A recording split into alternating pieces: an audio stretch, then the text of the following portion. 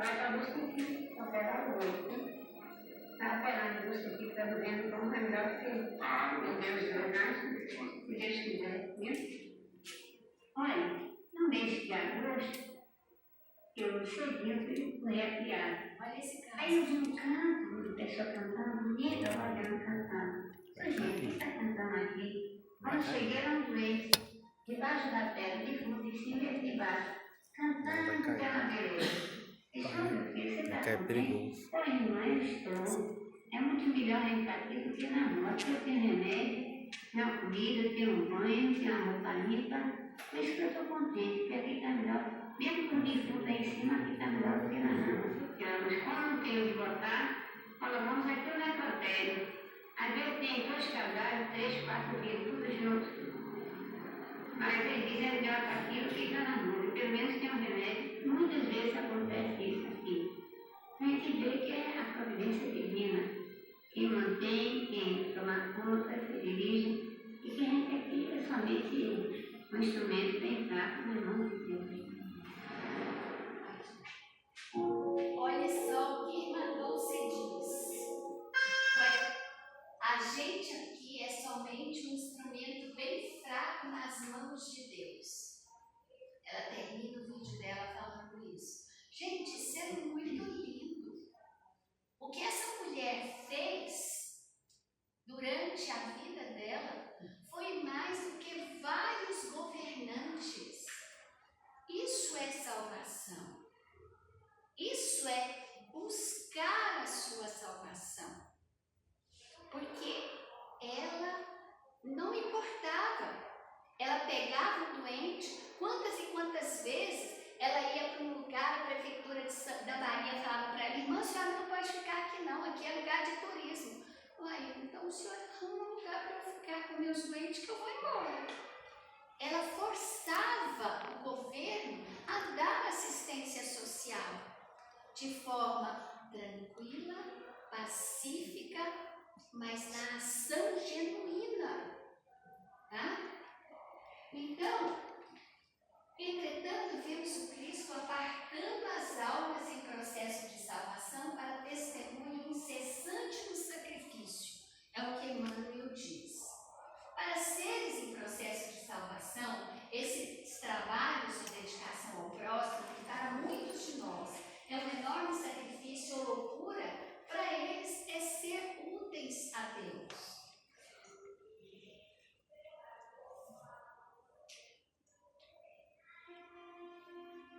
Toda essa experiência começou há 15 anos atrás, 14 anos atrás, quando eu vim morar em São Paulo e de repente eu vi pessoas olhando outras, cuidando de outras, se importando com outras.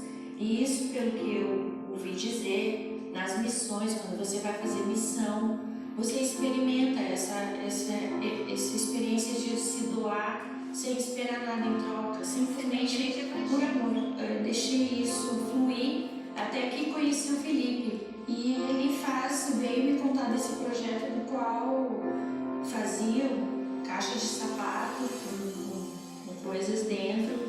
E essas caixas eram entregues para crianças que talvez esse fosse a única ação de amor que elas recebessem.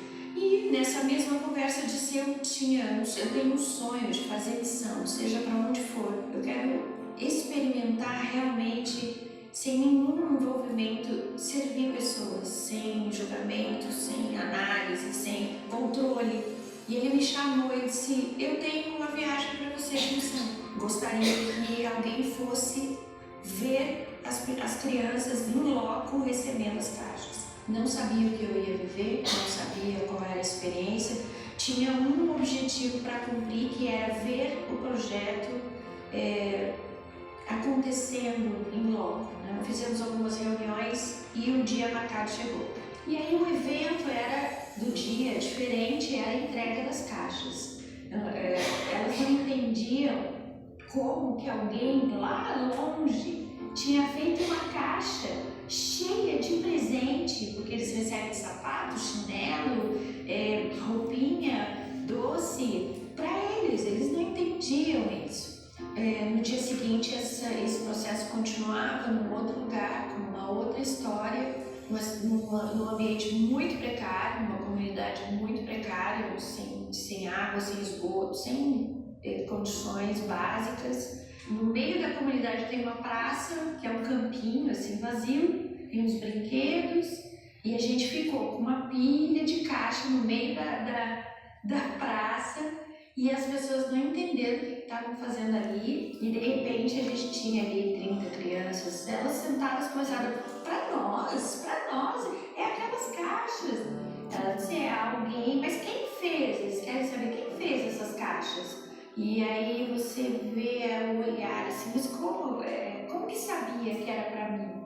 Tem uma magia, né, nesse momento, né? E as crianças entendem, interagem, e fica aquela expectativa, os pais em volta, sem entender, sabe, muito, e eles ouvem a história do livro sem palavras. Quando chega na hora da entrega,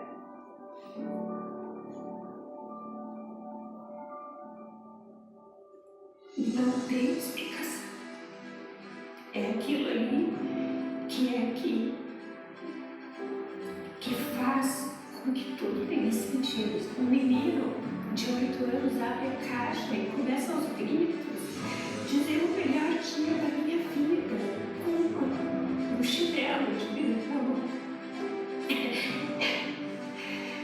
Entende o que impacta na nossa vida? É o melhor dia da minha vida, tia. Esse chinelo é pra mim. E aqui a gente sai dali assim, com o coração explodindo, né? Se esse projeto faz sentido, eu acho que faz sentido na minha vida. Eu nunca mais vou esquecer essa experiência. Quando eu me sinto incomodada, triste, ou qualquer coisa, eu lembro desse dia. Esse dia falou para mim sobre amor, sobre compaixão, sobre o outro, sobre servir a um mover com esse projeto que sai da minha casa, da tua casa e transforma a vida, o dia ou a vida de alguém, de uma criança. Então, quando eu fizer minha caixa de sapato em casa, que eu pense naquela criança que vai receber essa caixa e no impacto que aquilo vai ter na vida dela. E nunca mais eu vou deixar de fazer caixa de sapato na minha vida. Olha só, quando chega na hora da entrega, vocês viram que ela se emociona, porque recordar é voltar lá naquele dia. Ela sente a emoção de volta, aquele carinho, aquela beleza, não tem explicação. E nunca mais eu vou deixar de fazer caixa de sapato na minha vida. Para ela, fazer caixa de sapato não é só arrumar aquela caixa de sapato. Lembra que ela falou? Quando você fizer a sua caixa de sapato, pense na criança que vai receber. Ela já sabe que é uma união de almas. Fazer uma caridade, salvar alguém se salvando, é isso. É viver essa emoção do encontro com o outro no amor cristão. É isso.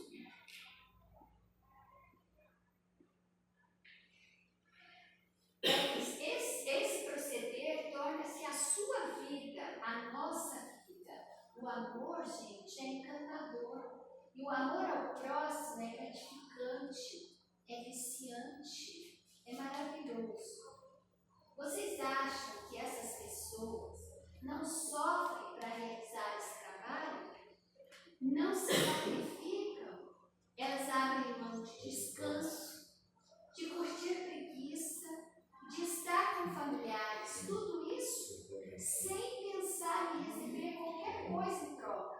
Muito pelo contrário, recebem até malcriação, porque muitas pessoas, na ignorância da miséria que são as suas vidas, machucam aqueles que vão levar o amor para eles, porque eles já estão tão feridos que eles não são capazes de acreditar no outro. Não é porque eles são maus, é porque eles estão na carne viva,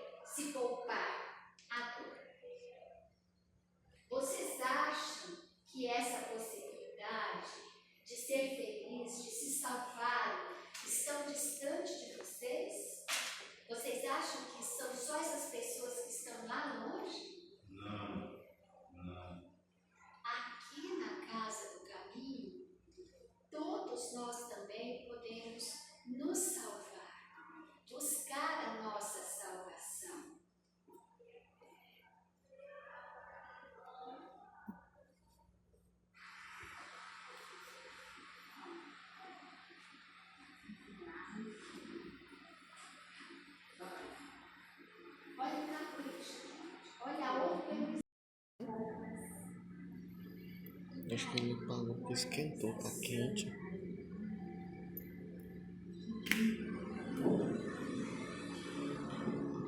Eu queria uma menina do bazar aqui pra mim, por favor. Por que você está olhando para trás?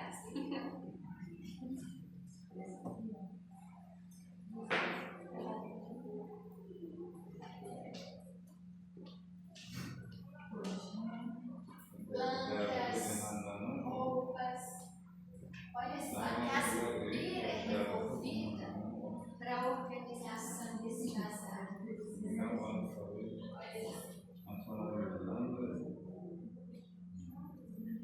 Eu quero que você fale da satisfação, do prazer que é para você essa salvação. Olha só, que coisa linda, gente. É uma pena que eles são muito vergonhosos e não filmam as pessoas que estão trabalhando. Olha só. Preciso filmar para ser muito gratificante também para relatar o trabalho de vocês. Puxa, então, esse trabalho de bazar é bem conhecido nosso, né? E é um trabalho que começa com muitos anônimos que nos doam todos esses itens, roupas, sapatos, itens de cuidado, cozinha, enfim. E aí nós vamos ao longo das chegadas dos itens, nós vamos separando, categorizando, né?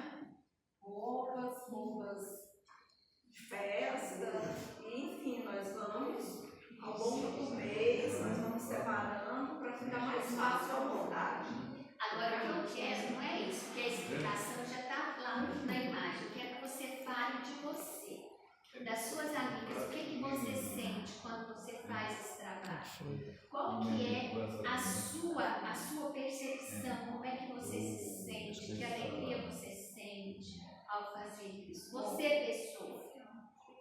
Isso é uma alegria, é meio que indizível isso, né? Porque a gente faz esse trabalho, é pesado, é cansativo, mas em todo momento nós estamos visualizando o alcance desse trabalho, né? As cestas que vão ser adquiridas, as pessoas que vão ser alimentadas, as crianças que vão ser vestidas.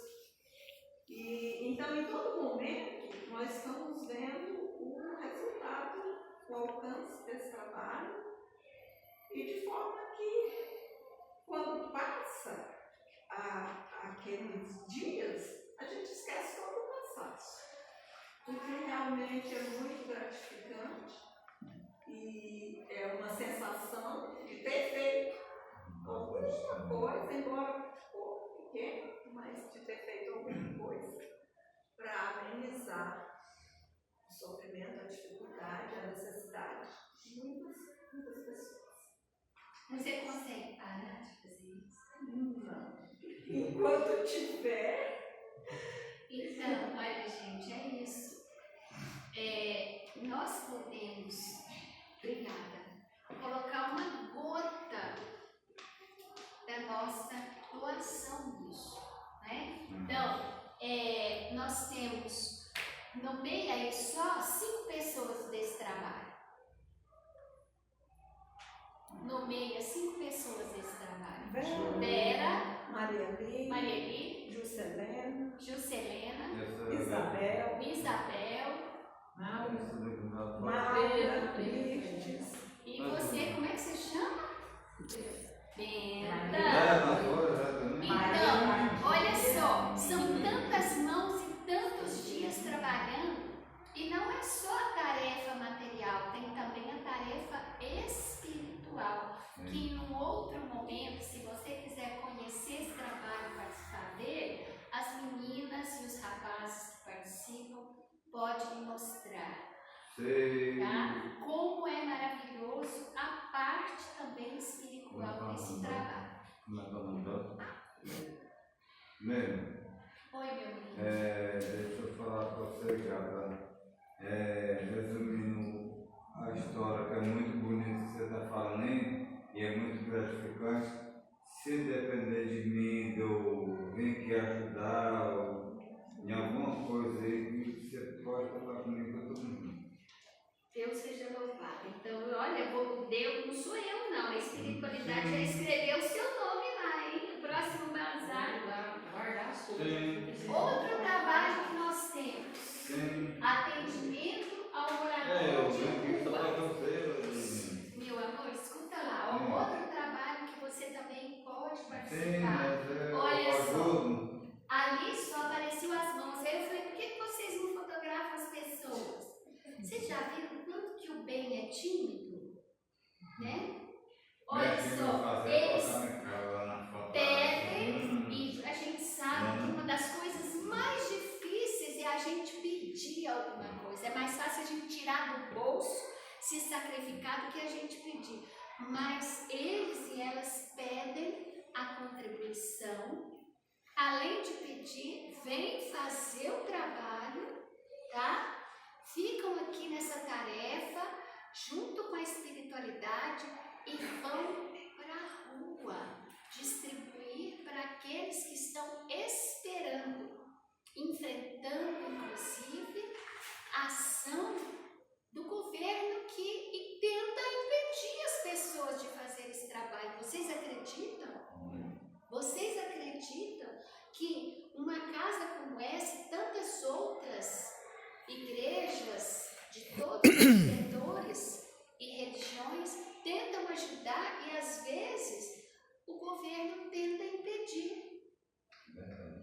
Então nós precisamos orar, inclusive, para esses nossos governantes abrirem o seu coração e a sua mente para essa tarefa. Maria Alice, você podia vir aqui falar brevemente o que você sente ao fazer esse trabalho? Será que eu dou conta que eu já estou emocionada? Pode chorar um pouquinho e depois nós enxuga seu lado mesmo. Pode passar. Chega e vê, não sei que não. Pois é, gente, eu estou falando sério. Eu já estou emocionada, porque eu me emociono muito. Toda a organização, a ida no SEASA para contar as frutas, mandar os recados no WhatsApp pedindo ajuda, e graças a Deus a gente recebe, né? Então essa é uma semana que a gente fica assim, voltado para o trabalho. A minha cabeça fica só no trabalho. E é emocionante mesmo, é muito emocionante. Eu me emociono muito mesmo. Esse trabalho de para mim assim. Não consigo falar mais nada, gente. Então, gente, olha só o tanto que é gostoso esse prazer, esse carinho, esse amor, tá? Então, nós queremos que vocês multipliquem isso que vocês estão vendo e ouvindo aqui para outras pessoas e deem um pedaço do seu coração também para nós nestas tarefas. Outro trabalho que nós temos aqui na casa é o trabalho da evangelização infanto-juvenil. Por quê? Se nós queremos que o amor se multiplique, nós temos que passar isso para os nossos jovens e as nossas crianças, que são os herdeiros da nossa salvação. Existe coisa mais maravilhosa do que ver essas crianças crescerem no amor, na humildade, no respeito ao próximo, no respeito a si mesmo. Olha só, nossos jovens, tem jovens de todas as idades aí.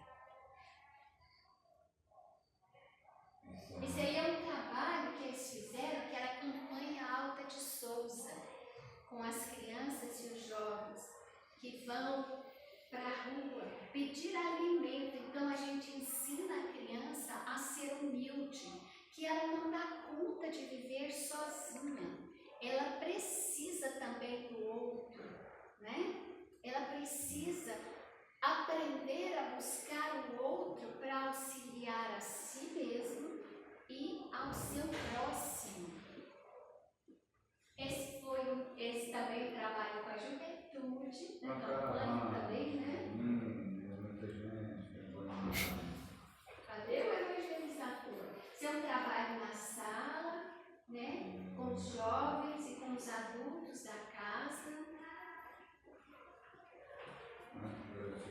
Cadê já os meninos? Elas estão vindo. Fala para elas virem rápido, porque senão o passe. Elas já dispensaram os meninos. Olha só, enquanto as meninas não vêm. Eita. Pedro, vai falando aí, dos jovens. Da evangelização com o jovem, com a juventude. Qual que é a sensação que você tem quando você está com esses jovens?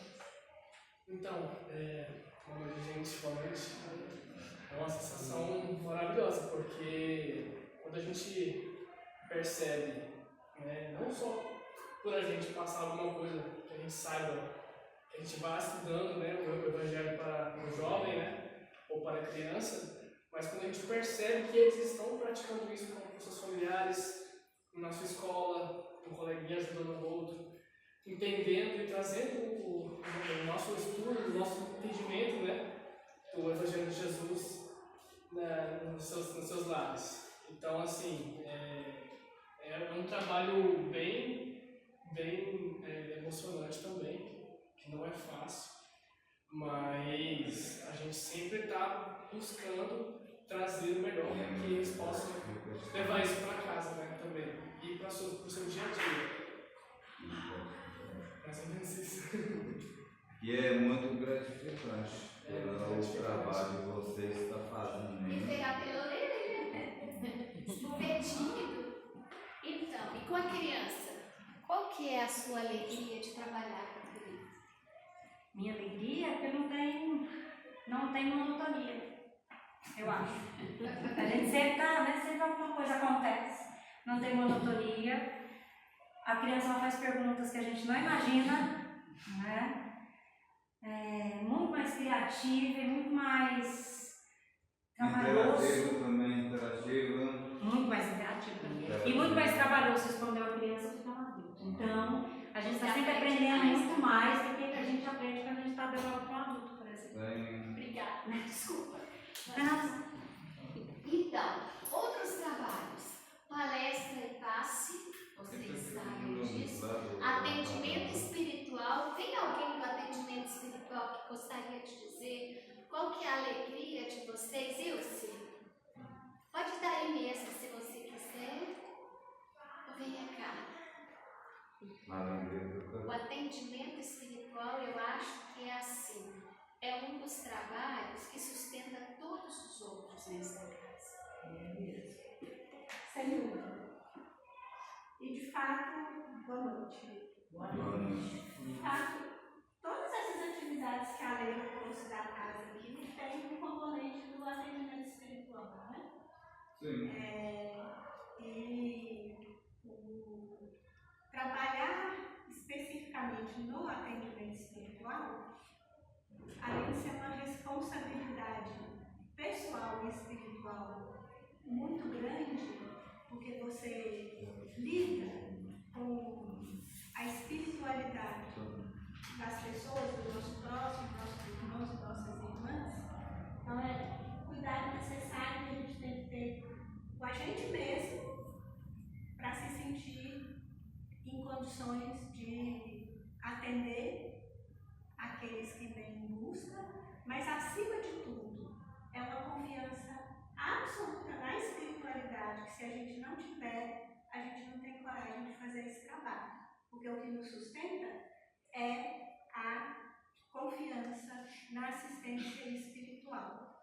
Então, na verdade, a gente trabalha no atendimento espiritual e se sente profundamente atendido espiritualmente.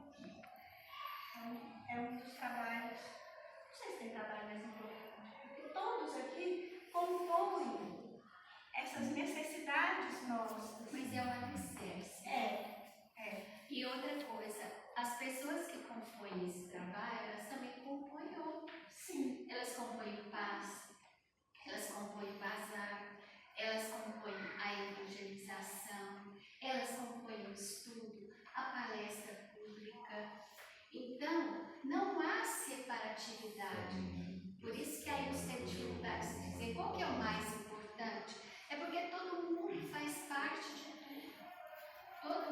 aqueles que não apareceram e que estão aqui, é como a espiritualidade. Nós não estamos vendo, mas eles estão com as suas mãos estendidas sobre nós. Tá? Então, é que salvar não será situar alguém na redoma da preguiça, à distância do suor, na marcha evolutiva, cantando triunfar, não significa deserção do combate. Essa é a fala de Emmanuel nesse texto nosso estudado hoje. Então, gente, salvar é curar, corrigir, orientar, acolher, direcionar. Salvar é, sobretudo, regenerar a si mesmo, instruir a si mesmo, educar a si mesmo e aperfeiçoar a si mesmo para a vida eterna. Esta é a determinação de Jesus.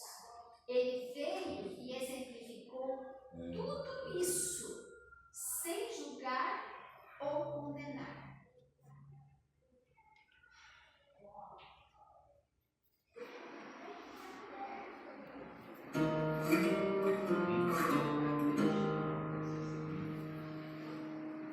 Posso te tomar um minuto? Posso te convidar para contemplar? Contemplar? Tá, o que é? O que seria isso? Pois é, a gente não sabe mais o que é contemplar. Vem cá, fazer um negócio que tá raro hoje em dia, é contemplar.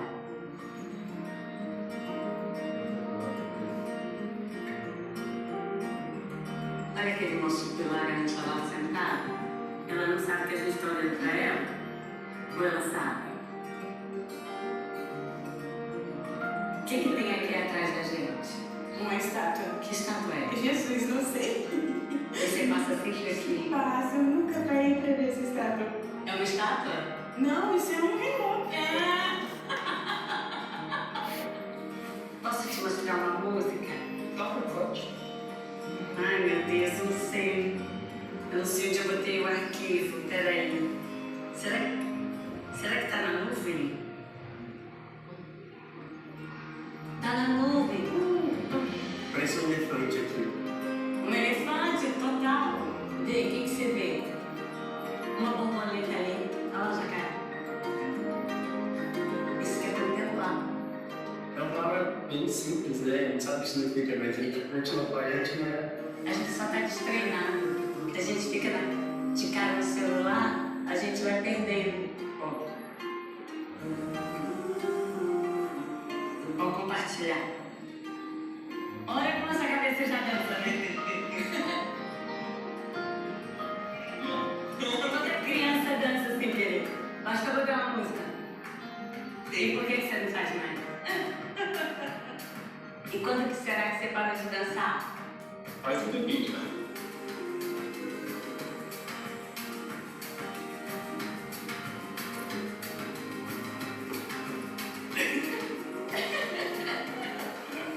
Que a gente está tanto no celular que a gente está convidando as pessoas a viver essa vida antes delas. Aproveitar mais o que a gente tem agora. Olhar mais no olho, né? Bravo! Sim!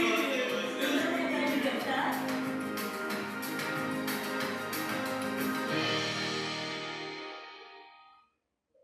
Então, ela falou para as pessoas, vamos contemplar, e as pessoas não sabiam que era contemplar.